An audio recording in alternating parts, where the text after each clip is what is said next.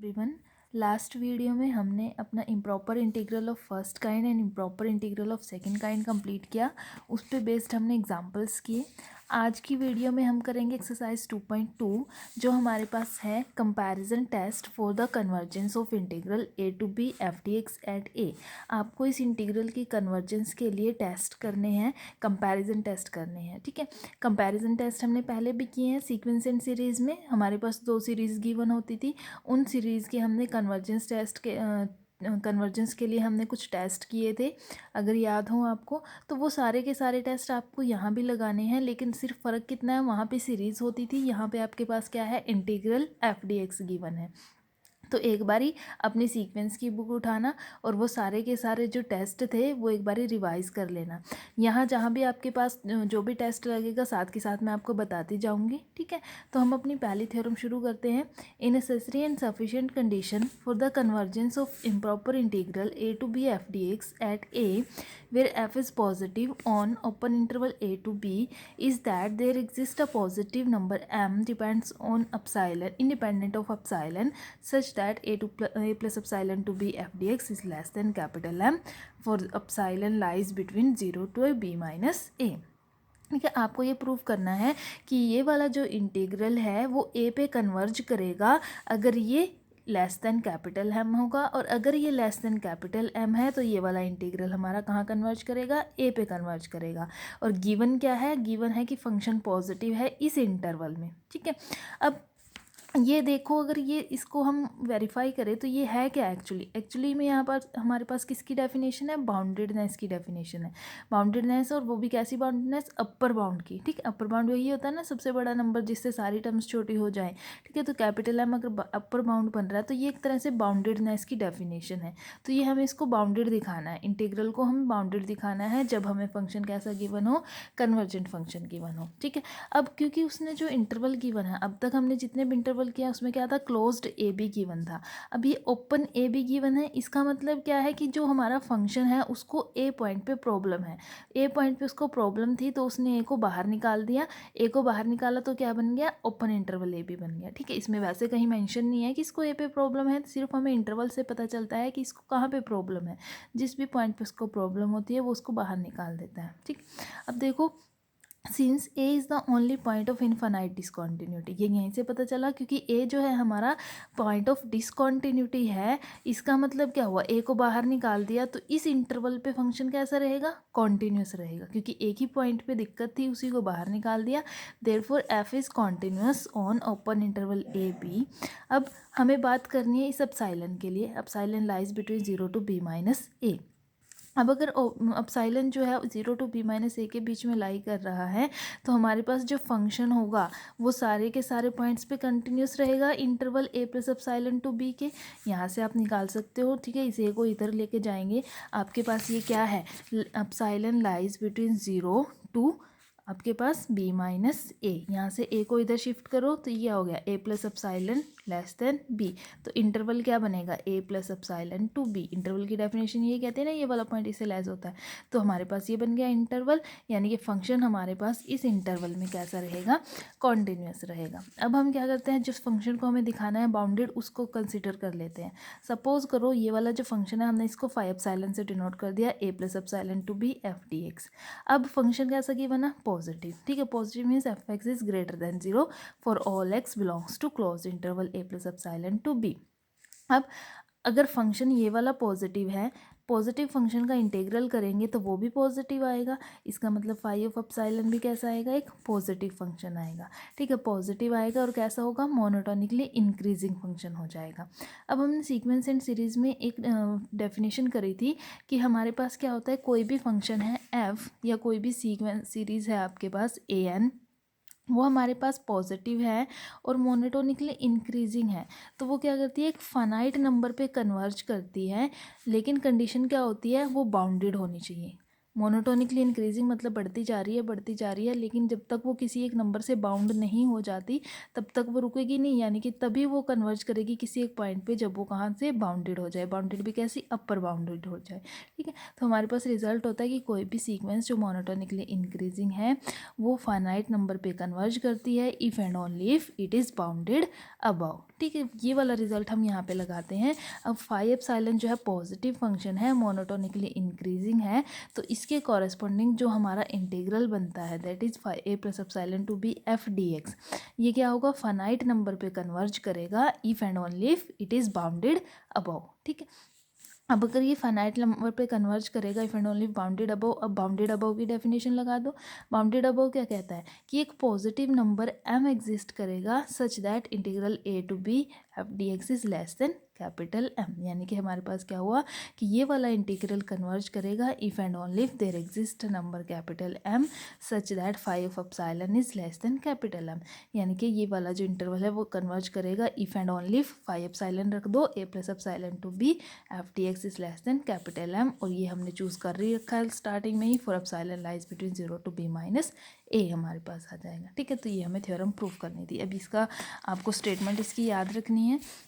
Next हमारे पास है, इसके रिमार्क्स हैं, for every M greater than 0 we can find some epsilon such that epsilon lies between 0 to b minus a and phi epsilon is greater than capital M। ठीक है, ये कहता है कि अगर हम कोई ऐसा एप्सिलॉन चूज़ कर लें कि जो 5 एप्सिलॉन ग्रेटर देन M हो जाए। ग्रेटर देन M होने का मतलब अब देखो क्या है यहाँ पे कि एक पॉइंट यहाँ पे ये कैपिटल M था, फंक्शन की वैल्यू इस M से बड़ी हो गई है, बड़ी हो गई है, तो इसका मतलब क्या हुआ, वो बाउंडेड नहीं रही, नॉट बाउंडेड। ठीक है, अगर नॉट बाउंडेड है तो क्या वो कन्वर्ज करेगी। ठीक है, क्योंकि हमारे पास तो थ्योरम क्या कहते हैं कि कोई भी इंक्रीजिंग सीक्वेंस तभी कन्वर्ज करती है जब वो बाउंडेड होती है। अब अगर वो नॉट बाउंडेड है तो वो कैसी हो जाएगी, डाइवर्जेंट हो जाएगी, यानी कि it shows that a plus epsilon to b tends to plus infinity as epsilon tends to 0, thus a to b f d x diverge to infinity. अब ये कहते हैं in the above theorem we have assumed that f is positive. हम यहाँ पे suppose करके चले ना f पॉजिटिव फंक्शन है। ठीक है, तो we have suppose that f is positive on closed interval a b। In fact integrand f should keep the same sign in the neighbourhood of a, कि a के neighbourhood में f का sign same होना चाहिए।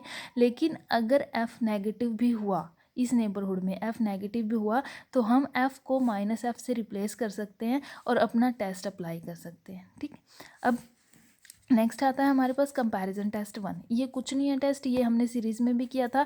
Series की form में मैं आपको बता देती हूँ क्या था। सीरीज़ की फॉर्म में क्या था कि an और bn दो सीरीज़ है, an and bn are two series such that an is less than equals to bn, ये कंडीशन हमें गिवन होती थी।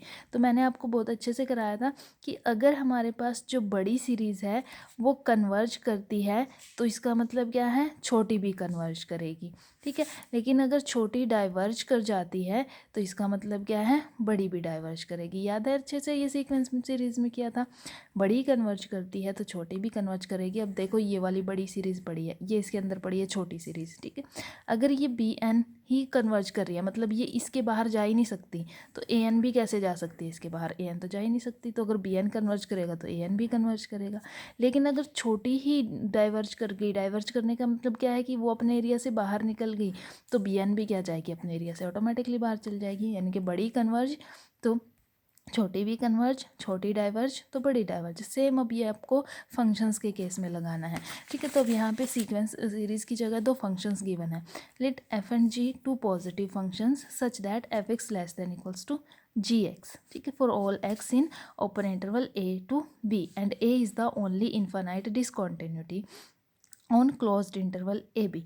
अब क्लोज्ड इंटरवल ए बी में ए जो था वो only point of infinite discontinuity था, तो उस ए को बाहर निकाल दिया तो बन गया ओपन इंटरवल ए बी। तो इस वाले सारे इंटरवल फंक्शन कैसा रहेगा, हमारा कॉन्टिन्यूस फंक्शन रहेगा, क्योंकि ए पे ही दिक्कत थी, उसी को बाहर निकाल दिया। तो हमें प्रूफ क्या करना है, हमें प्रूफ करना है कि अगर इंटीग्रल जी डी एक्स कन्वर्ज करता है, यानी कि अगर बड़े वाले का इंटीग्रल कन्वर्ज करता है तो छोटे वाले का भी इंटीग्रल कन्वर्ज करेगा। अगर छोटे वाले का इंटीग्रल डाइवर्ज करता है तो बड़े वाले का इंटीग्रल डाइवर्ज करेगा। ये चीज़ हमें प्रूफ करनी है। ठीक है, गिवन क्या है, f x is less than equals to g x, और दोनों के दोनों कैसे हैं, पॉजिटिव। पॉजिटिव है तो दोनों कैसे रहेंगे, ग्रेटर देन 0। ठीक है, for all x belongs to open interval a to b. अब अगर f x less than equals to g x है तो दोनों तरफ अगर हम इंटीग्रल करें तो इंटीग्रल भी क्या होगा, integral of f x is less than equal to integral of g x. ठीक है, अब पहला पार्ट प्रूव करते हैं। गिवन कंडीशन है कि ये कन्वर्ज करता है, प्रूफ करना है कि ये भी कन्वर्ज करेगा। अब अगर ये कन्वर्ज करता है कि कन्वर्ज करता है तो किसी एक पॉइंट पे कन्वर्ज करेगा ए पे, ठीक है। और लास्ट थ्योरम हम ये करके आए हैं कि अगर कोई भी इंटीग्रल कन्वर्ज करता है ए पे तो ये वाला जो इंटीग्रल होता है वो बाउंडेड हो जाता है, ठीक। तो अगर a to b g d x converge करता है तो integral a plus epsilon to b, ठीक है, integral a plus epsilon to b g d x bounded हो जाएगा, that is less than capital M. इसको यहाँ यूज़ कर लो, ये वाली सारी term less than capital M है तो यहाँ यूज़ करेंगे, ये क्या हो जाएगा a plus epsilon to b f d x less than capital M, ठीक है। और क्योंकि ये नेसेसरी एंड सफिशिएंट कंडीशन है, दोनों तरफ से होल्ड करती है कि अगर ये कन्वर्ज करता है तो ये बाउंडेड होगा और ये बाउंडेड है तो ये कन्वर्ज करेगा। तो यहाँ से ये देख लो, अगर ये बाउंडेड आ गया तो इंटीग्रल एफ डी एक्स क्या हो जाएगा, कन्वर्जेंट हो जाएगा एट द पॉइंट ए। अब दूसरे पार्ट में इसके क्या करना है कि अगर एफ डी एक्स डाइवर्जेंट होता है तो हमें जी डी एक्स को डाइवर्जेंट दिखाना है।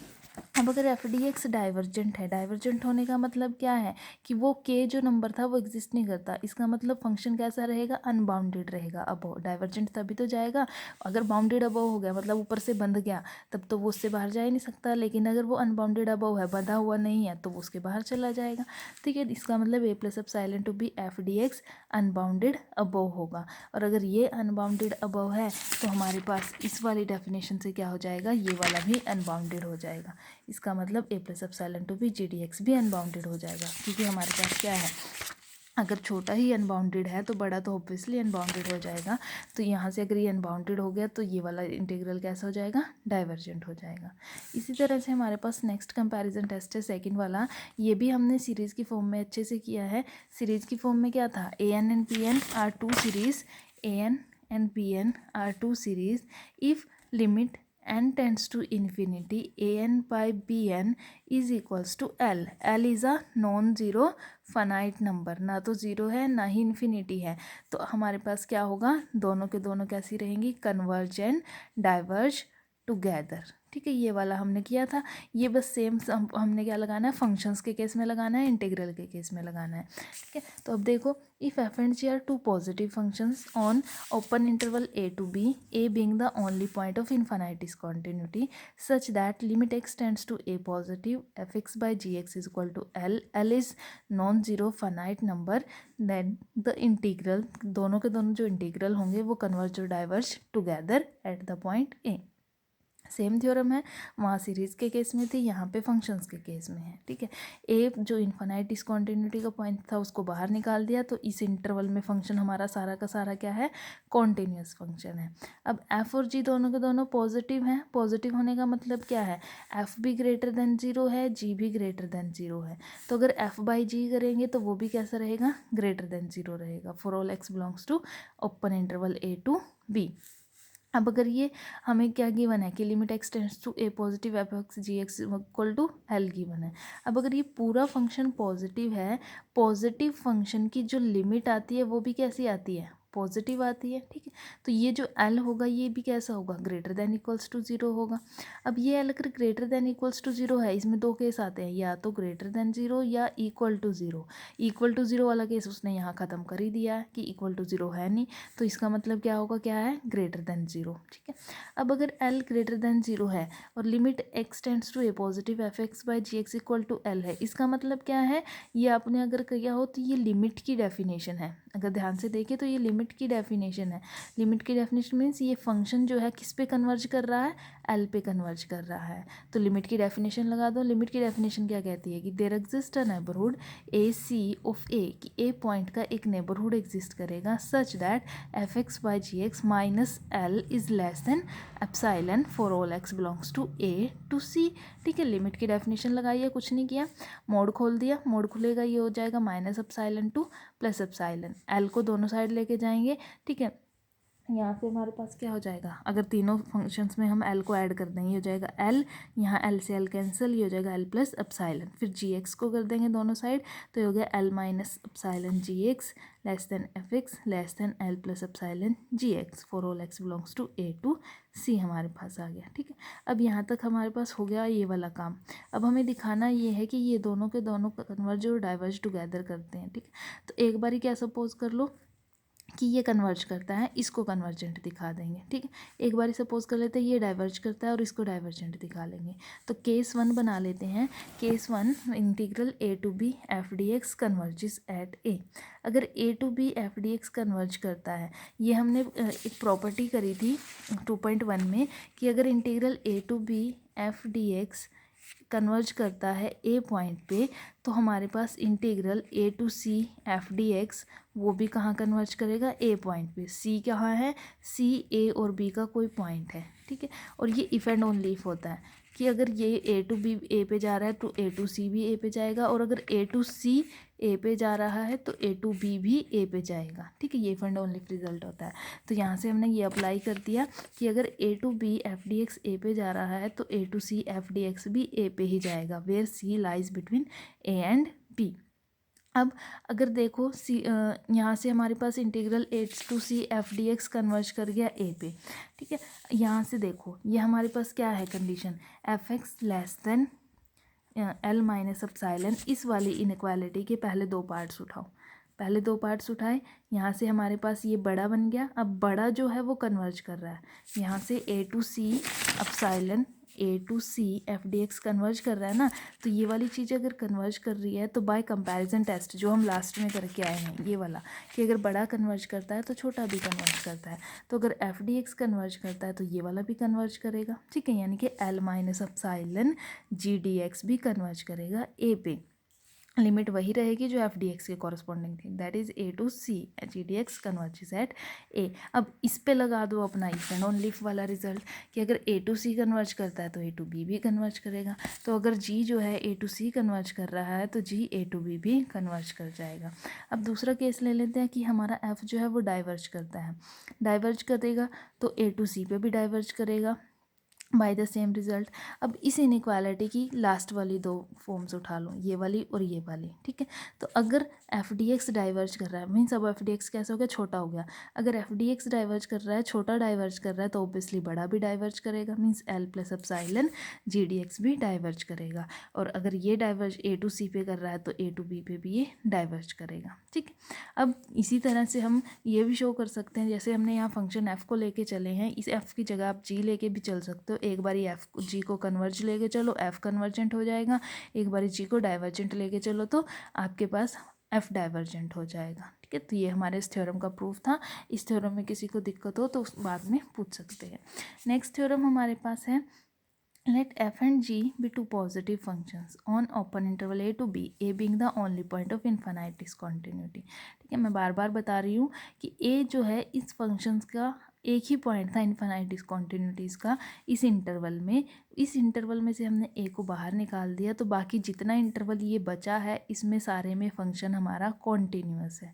अब limit x tends to a positive f x by ji x is equal to zero, जो हमने यहाँ पे नॉन ज़ीरो और नॉन इन्फिनिटी का केस लिया था। देखो जब भी L not equal to zero और नॉट इक्वल टू इन्फिनिटी होगा तब तो क्या था कि ये दोनों के दोनों कन्वर्ज और डाइवर्ज टुगेदर, मीन्स अगर ये कन्वर्ज करेगा तो ये भी कन्वर्ज करेगा, अगर ये डाइवर्ज करेगा तो ये भी डाइवर्ज करेगा। अब अगर एल ज़ीरो हो जाए या फिर एल इन्फिनिटी हो जाए तो क्या होगा, उसके लिए हमने ये थ्योरम बनाई है।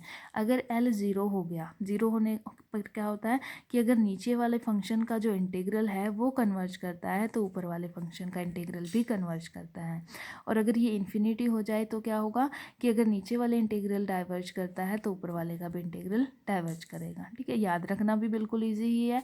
अगर ज़ीरो आता है, फाइनाइट नंबर आता है तो कन्वर्जेंट का केस लगेगा, अगर इन्फिनिटी आता है तो डाइवर्जेंट का केस लगेगा। अब हमें ये रिजल्ट प्रूव करना है। सेम स्टेप्स में चलेंगे। एफ और जी दोनों के दोनों पॉजिटिव हैं, मीन्स हमारे पास क्या होगा, एफ भी ग्रेटर देन ज़ीरो, जी भी ग्रेटर देन ज़ीरो, और f x by ji x भी कैसा बनेगा, ग्रेटर देन ज़ीरो, क्योंकि पॉजिटिव है। अब पहला केस ले लेते हैं। पहले केस में उसने क्या दिया है कि f x by ji x की लिमिट कितनी है, ज़ीरो है। अब अगर f x by ji x की लिमिट ज़ीरो है तो लिमिट की डेफिनेशन लगा दो। लिमिट की डेफिनेशन क्या कहती है कि एक नेबरहुड एग्जिस्ट करेगा ए का, a to c such that f x by ji x minus zero, l का काम क्या कर रहा है, zero, minus zero is less than epsilon for all x belongs to this neighbourhood a to c. Mod खोल दिया, minus epsilon to plus epsilon के बीच में खुल जाएगा, ठीक है। अब यहाँ से देखो इसकी ये तो लास्ट वाली उठाओ, f x by ji x is less than epsilon, last वाली दो स्टेप्स उठा लो। और हमें पता है क्योंकि एफ एक्स और जी एक्स दोनों पॉजिटिव गिवन है, इसने करके नहीं दिखाया, चाहे आप कर सकते हो, एफ भी ग्रेटर देन जीरो, जी भी greater than zero, then f by g भी हमारा क्या रहेगा, ग्रेटर देन जीरो, ठीक है। तो ये वाली इनइक्वालिटी उठाई, f by g greater than zero, और यहाँ से इसकी लास्ट वाली उठाई लेस देन एप्सिलॉन, यहाँ से क्या आ जाएगा, f x is less than epsilon into g x, ठीक है। अब हमें दिखाना क्या है, हमें ये दिखाना है कि अगर नीचे वाला कन्वर्जेंट है तो ऊपर वाला भी कन्वर्जेंट होगा, मीन्स हमें ये कंडीशन तो गिवन है। तो अगर integral a to b g d x convergent है, integral a to b g d x convergent है और जी कैसा है, बड़ा है, बड़ा कन्वर्ज तो छोटा भी कन्वर्ज करेगा, तो क्या होगा, integral a to c sorry अगर a to b g d x convergent है तो वो ए टू सी पे भी कन्वर्ज करेगा, और अगर इंटीग्रल ए टू सी पे कन्वर्ज करता है और उसको हम किसी कांस्टेंट से मल्टीप्लाई कर दे तब भी वो कन्वर्जेंट ही रहता है। तो इसको हमने कांस्टेंट से मल्टीप्लाई कर दिया एप्सिलॉन से, तो वो भी कैसा रहेगा, कन्वर्जेंट रहेगा, ठीक है। क्योंकि हमें इस पे कंपैरिजन टेस्ट अप्लाई करना है, कंपैरिजन टेस्ट तभी अप्लाई होगा जब ये आपको पूरी प्रॉपर फॉर्म मिल जाए एप्सिलॉन इनटू जी एक्स की, इसलिए हमने इसको एप्सिलॉन से मल्टीप्लाई कर दिया।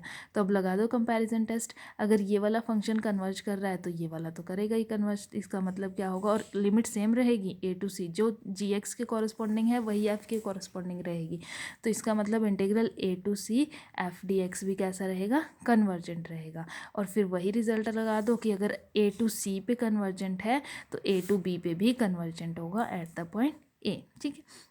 अब सेकंड पार्ट में उसका ये दिया हुआ है कि सेकंड पार्ट में लिमिट इन्फिनिटी गिवन है, लिमिट इन्फिनिटी होने का मतलब क्या है कि फंक्शन कैसा है, डाइवर्जेंट है, इसका मतलब f x by ji x जो है डाइवर्जेंट फंक्शन है।